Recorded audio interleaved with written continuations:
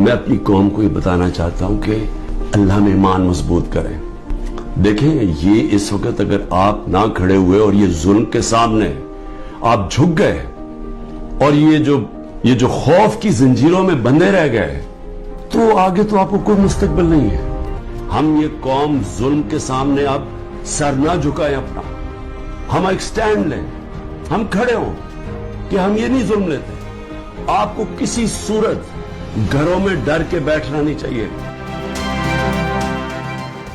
ظلم حد سے بڑا.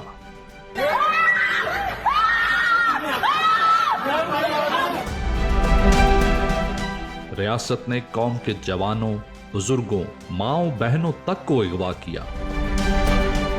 حق گوئی کو جرم بنا دیا گیا. قوم کے معماروں کو ڈیجیٹل دہشت گرد کہہ کے مجرم ٹھہرا دیا گیا. لیڈر اور اس کی اہلیہ کو بے جرم ناحق مقدمے تر مقدمے میں جبرن پابند سلاسل رکھا گیا ہے. ملک مہنگائی اور لا قانونیت کی آگ میں جھلس رہا ہے اور مافیا اور سہولت کاروں کا ایجنڈا نمبر 1 آج بھی مقبول لیڈر اور جماعت کے ساتھ رسا کشی ہی ہے. ان تمام حالات میں اب قوم کے پاس گھر میں بیٹھنے کا کوئی جواز نہیں بچا. احتجاج اور آوازوں کا شور ہی اب دنیا بھر میں قوم کے بیانیے اور نظریے کی مزید عکاسی کر سکے گا.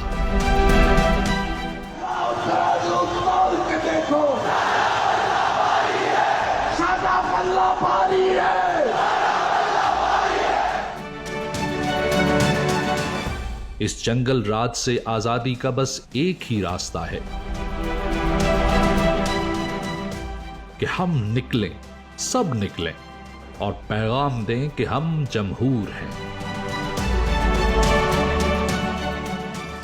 ہمارا فیصلہ, رائے اور سوچ کسی پردے واحد کی انا اور بغض سے بہت بلند ہے. یہی آئین پاکستان ہے اور یہی قانون مملکت ہے.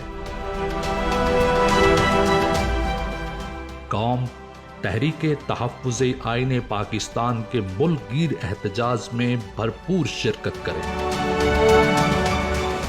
26 جولائی 2024 بروز جمعہ.